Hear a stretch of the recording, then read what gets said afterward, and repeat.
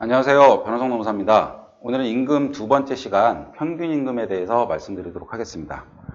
먼저 임금에 대해서 한번 말씀을 드렸었고요. 평균 임금은 결국 임금에 해당되는 전제를 깔고 들어가는 겁니다. 그럼 평균 임금의 정의를 한번 보면 평균 임금이란 이를 산정할 사유가 발생한 날 이전 3개월 동안에 임금 총액을 그 3개월의 총일수로 나눈 금액을 말한다. 그래서 3개월 동안에 평균을 내는 게 평균 임금이다 라는 거고요. 이 평균 임금이 대표적으로 쓰이는 건 퇴직금이고요. 그 밖에도 뭐 재해보상금, 산재도 마찬가지고 산재가 아닌 금기법상의 재해보상도 다 평균 임금을 통해서 하게 돼 있고, 간급의 제한, 우리가 감봉을 할 때도 평균 임금에 따라서 한도를 설정을 하고 있고요. 이럴 때 평균 임금이라는 게 쓰여지고 있고, 다음 평균 임금의 산정 부분입니다. 이게 제일 중요한데, 여기 보시면 이제 평균 임금은 사유 발생일 이전 3개월간의 총일수, 분모고요. 그 다음에 사유 발생일 이전 3개월간의 임금 총액, 분자입니다. 그럼 분모와 분자에 대한 약간의 논란거리가 있는 부분을 지금 말씀을 드릴 건데, 일단 여기 이전이라고 되어 있거든요. 그러면 저희가 3월 31일까지 근무를 하고 4월 1일부터 안 나오면 퇴직일이 언제로 봐야 되냐면 4월 1일이 퇴직일이에요.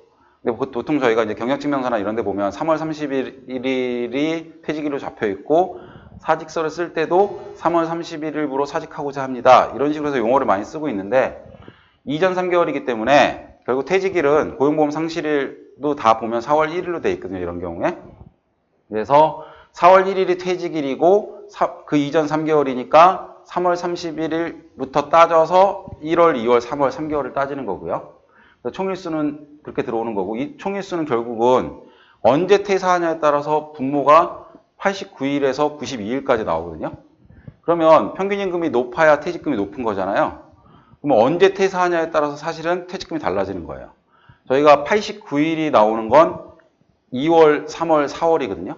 2월이 28일, 3월이 31일, 4월이 30일. 그러면 2월, 3월, 4월, 결국 4월 말일까지 근무하고 퇴직하는 경우가 89일이 나오기 때문에 사실 평균임금이 좀 높아지겠죠. 예. 그리고 92일이 나오는 거, 분모가 최대치가 이제 92일까지 나오는데, 이거는 결국 31일인 달이 두 번 껴있으면 92일이 나오는 거라서, 우리가 3월, 4월, 5월 퇴사한 경우, 3월, 4월, 5월 해서 5월 말일까지 근무하고 퇴사한 경우가 이때가 92일이 나오거든요. 그럼 그럴 때는 똑같은 임금을 받았어도 퇴직금이 달라지게 돼 있죠. 잘 생각해 보시면 이것도 퇴직할 때 뭐가 유리한지도 한번, 뭐 이걸로 조정할 건 아니겠지만 그런 차이가 발생을 합니다. 그래서 총일수는 그런 개념이고, 사유 발생일이라는 건 결국 사직서를 제출을 해서 3월 30일까지 근무를 했다라면 4월 1일이 사직일이 된다. 그리고 나머지 사유들은 다 그게 확정된 날이라는 개념으로 보시면 되고요. 이 분자의 임금총액에는 3개월간의 임금총액, 이거에 대한 논란은 일단 첫 번째는, 만약에 임금이 체불돼서 임금이 안 나갔더라도 임금 채권이 확정이 됐고 미지급된 임금 같은 경우에는 임금 총액에 들어오는 거고요. 그 다음에 간혹 회사의 규정에 따라서 그 달에 20일이나 25일까지 근무를 하고 퇴사를 하면 말일까지 급여를 전액 지급하는 규정을 갖고 있는 회사들이 있어요. 그래서 20일까지 근무하고 퇴사해서 말일까지가 다 나갔어요. 그럼 분자가 확 커지죠. 그럴 경우에는 20일까지 근무한 것만 분자로 들어오는 거고, 그 이후에 21일부터 말일까지는 회사의 규정에 따라서 추가적으로 지급한 거라서 그거는 임금총액에는 포함하지 않습니다. 근데 물론 회사가 더 주기 위해서 포함하는 거는 상관이 없는데 법률적으로는 포함을 안 해도 상관이 없다라는 거고요. 그 다음에 이 3개월이라는 개념 이외에 추가로 판례와 행정에서 인정하는 게, 첫 번째로 연차휴가 미사용수당, 두 번째로 정기상여금입니다. 이 연차휴가 미사용수당 같은 경우에는 조심하셔야 되는 게, 퇴직할 때 받는 연차휴가 미사용수당은 이 분자에 들어가는 게 아니고요. 퇴직 직전 1년 동안 이미 받은 연차휴가 미사용수당이 있다면 그거의 12분의 3이 분자로 들어가는 거고요. 왜 12분의 3일까요? 기본적으로 3개월간의 임금총액이니까 1년 동안 나갔다라고 보고 그걸 12로 나눠서 월 평균을 낸 다음에 곱하기 3을 해서 결국 3개월, 연차수당도 연간 나간 거니까 그걸 3개월치만 갖고 오라고 해서 12분의 3이 들어가는 거고요. 그 다음에 정기상여금이 있는 경우에 정기상여금도 퇴직 이전 1년 동안 받은 정기상여금을 12분의 3만 분자에 포함하게 돼 있습니다. 그리고 여기서 이제 제외되는 기간과 임금이라고 이 부분이 이제 제일 많이 헷갈려 하시고, 사실 제가 그 실제 운영하시는 걸 보면 이 부분을 굉장히 좀 많이 틀리고 계시는 회사가 많아요. 제외되는 기간과 임금이라는 건 뭐냐면 이게 원칙인데 3개월로 따지는 게 원칙인데 어떤 사정에 의해서 이 3개월 안에 들어와 있는 임금이 좀 적게 나갔어요. 그럴 때 그 기간을 빼버리고 그때의 임금도 빼버려라. 결국 제외되는 기간, 분모에서 빼라, 제외되는 임금, 분자에서 빼라는 거거든요. 여기 쭉 나열이 돼 있는데 기본 사상은 근로자 개인의 잘못이 있는 거라면 제외되지 않는 기간과 임금이고, 법에서 보장을 해줬거나 근로자가 잘못한 게 아니라면 그 기간은 제외되는 기간과 임금이에요. 가장 대표적으로 출산휴가, 육아휴직 기간이 제외되는 기간과 임금이거든요. 그럼 예를 들어 보면 그 1월, 2월, 3월 3개월 동안 출산휴가를 갔다가 4월달 한 달만 근무하고 퇴사를 했어요. 1월, 2월, 3월 출산휴가 기간이었고 4월달 한 달만 근무를 하고 퇴사를 했어요. 그러면 4월 말일날 퇴사를 했어요. 그러면 4월,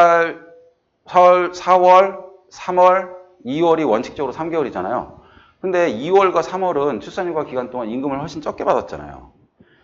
그걸 그대로 여기다가 기간을 다 넣어주고 분모는 다 넣어주고 분자에 출산휴가 기간에 임금을 넣어버리면 근로자가 굉장히 불리하게 되죠. 법에서 인정한 권리를 행사한 건데 그럴 때 그 출산휴가 기간은 빼버려라 이런 의미거든요. 그래서 제외되는 기간과 임금에 출산 전후 휴가 기간이 있어요. 육아휴직 기간도 있고. 그러면 이때 퇴직금을 어떻게 계산하느냐. 분명히 법에는 3개월간이라고 돼 있거든요. 그러면 4월달 한 달은 근무를 했잖아요. 원칙적으로는 2월, 3월, 4월로 계산해야 되는데 2월, 3월이 법에서 인정하는 제외되는 기간과 임금이니까 2월, 3월을 빼버려요. 그러면 4월 한 달치만 갖고 하는 거예요. 4월 한 달치. 이걸 많이들 오해를 하시더라고요. 그래서 그럴 경우에는 4월 한 달이니까 총일수는 30일이 되는 거고요. 이 30일 동안 4월 한 달 동안 받은 임금 총액과 이전 연차수당 정기상여금만 들어오는 거예요. 그럴 때 정기상여금도 12분의 3이 들어오면 안 되겠죠. 12분의 1이 들어오는 거고요. 연차도 12분의 1이 들어오는 거고요. 그래서 한 달로만 계산을 해주는 거예요. 근데 대부분 4월 그리고 1월, 2월, 3월은 제외된다는 걸 대부분 알고 계시니까 넘어가서 전년도 11월, 12월을 넣어서 전년도 11, 12, 4월 이렇게 계산을 많이 하세요 지금. 근데 그거 퇴직금 영향이 있거든요.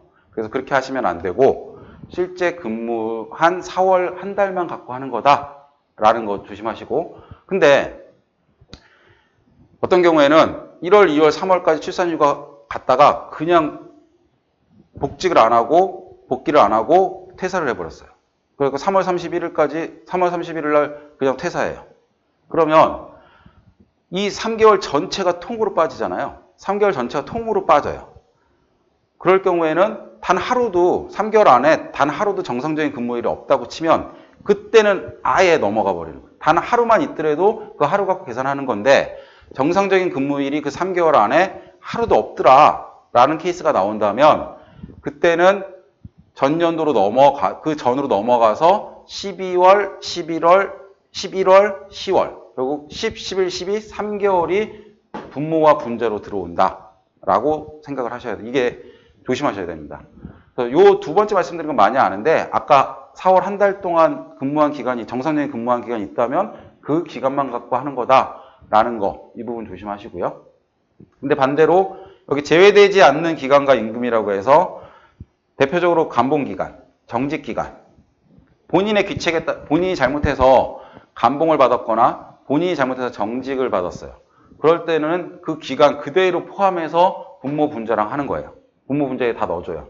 근데 감봉은 그럴 케이스가 많이 없는데 정직, 예를 들면 한 달 정직 기간이 이 3개월 안에 들어와 있어요. 그럼 그거 포함해서 총일수랑 분자에도 넣어주는 건데 그러면 분자가 엄청 낮아지겠죠. 한 달을 통으로 임금을 못 받았으니까. 근데 하나 예외가 있는 게 그럴 때 이분의 평균임금, 그 사람의 평균임금 계산했는데 그 평균임금이 통상임금보다 작아진다. 그러면 최소한 통상임금만큼은 보존해줘라라는 게 있어요. 그래서 정직기간이 들어가 있을 때 분모 분자에 그대로 정직기간을 넣는 건 맞는데 그렇게 계산한 평균임금이 그 근로자의 통상임금보다 적다면 그 통상임금을 평균임금으로 계산하게끔 돼 있어요. 이 통상임금은 다음 시간에 다시 한번 말씀을 드릴 거고요. 그래서 제외되는 기간과 임금, 제외되지 않는 기간과 임금 이 부분을 조심하셔야 되고 요 3개월 안에 단 하루라도 정상적인 근무일이 섞여 있다라면 제외되는 기간 그 부분만 빼내고 남는 한 달이든 하루든 열흘이든 그 기간만 갖고 퇴직금을 계산하는 거다라는 거 조심하시고요. 실제 사례로 한 번만 보여드리겠습니다. 2018년 1월 1일 날 입사를 해서 2018년 6월 30일까지 근무를 하고 퇴사를 해요. 그래서 기본급, 직책수당, 그 다음에 정기상여금 직전 1년간 800만 원 받았고요. 그 다음에 연차수당 같은 경우에는 2017년 1월 1일 날 연차휴가 18일을 부여받았고 실제 연차휴가를 사용하지 못한 10일이 있어서 2018년 1월 1일에 160만 원을 미사용수당을 받았어요.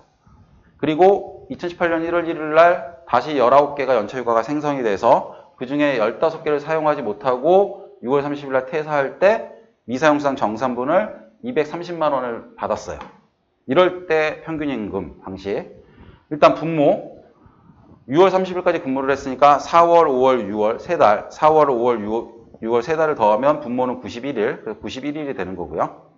그 다음에 분자 기본급 3개월치 직책수당 3개월치 다 임금이니까요. 이 3개월치 들어오고 정기상여금 800만 원 받은 거에 12분의 3 해서 200만 원 들어오고요.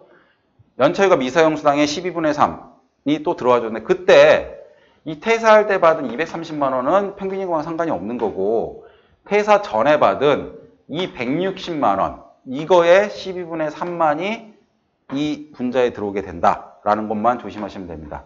그래서 미사용수당 2018년 1월 1일 날 2017년도분 미사용수당을 받은 이 160만 원의 12분의 3만 분자로 들어온다. 그래서 91일분에 이걸 다 더한 게 1일 평균임금이 되는 거고요. 그 곱하기 30이 30 곱하기 30을 해주면 그게 기본적으로 1년치 퇴직금이죠. 여기 빨간색 써놓은 게 퇴직함으로써 발생한 미사용수당 230만 원은 포함되는 것이 아니다 라는 거 주의하시고요. 네, 여기까지 해서 평균임금에 대한 기본적인 계산 방식과 개념에 대해서 설명을 드렸고요. 다음에 또 통상임금으로 찾아뵙겠습니다. 감사합니다.